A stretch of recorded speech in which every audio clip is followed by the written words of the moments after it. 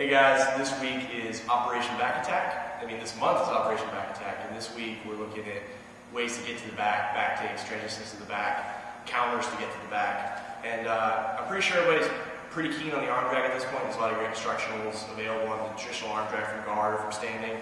Especially if you check out Marshal Garcia's stuff. His new book especially has a lot of good arm drag stuff in his DVDs.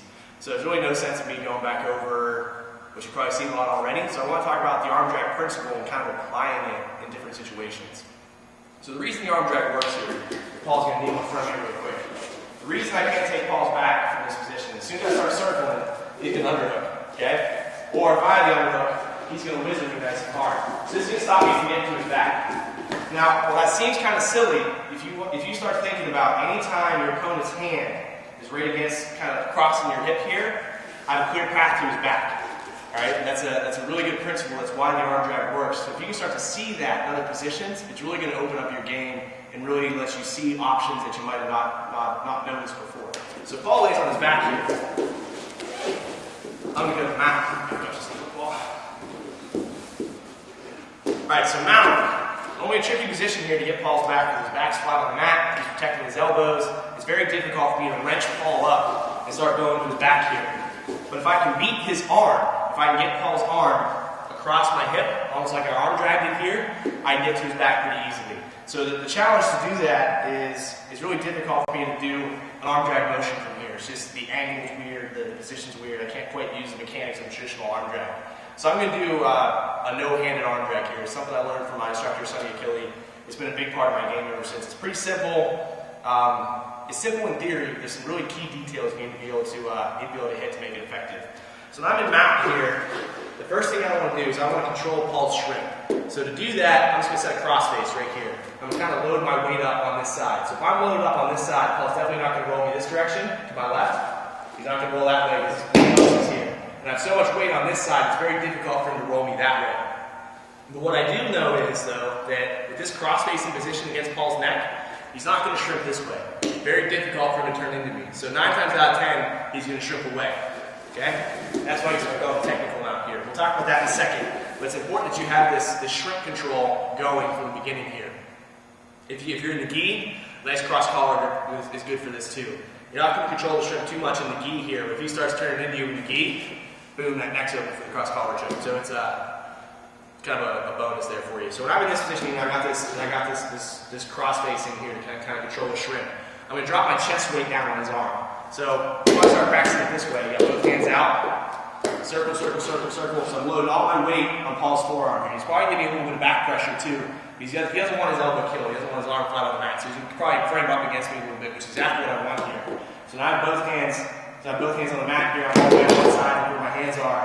Now all my weight on just his forearm. It's right on my sternum area here. I don't want it low on my stomach. It's not going to be too good for me. I want my sternum on it, so I'm kind of keeping my hips low. So in this position here, I'm going to put my hand on the back of Paul's elbow, and we'll do another angle of this, don't worry.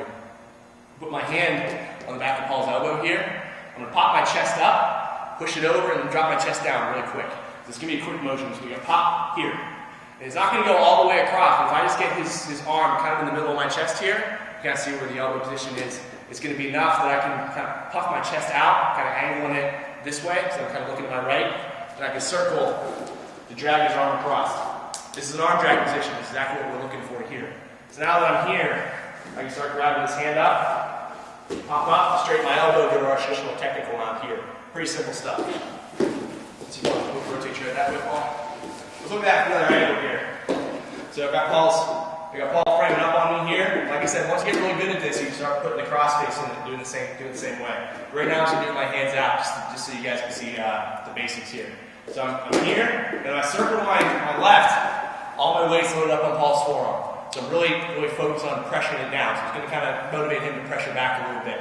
So I take my left hand, just right in the back of his elbow. I'm not pushing really hard. I'm just pushing pressure down, pop up, boom, drop right back down on. It's really quick. So you go, pop it. So it's now more in the middle of my chest here.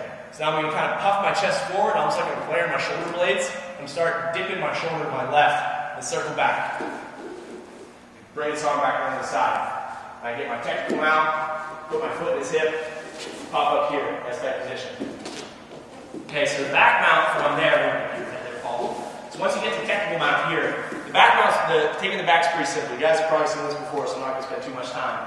You have this grip, you have your heel and this hip here. The key is, if my foot's flared out like this, I'm just going to crunch my ankle, crunch my knee when I try to take this back. I'm going to fold this in here. And the other detail that's nice, try and get your chest low on this upper back as much as you can. Try and get as tight here. I'm just going to roll back over, take you back in this position.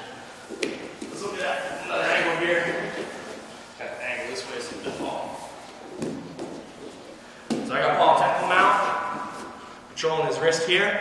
Okay, remember, I got my heel nice and tight against his hip.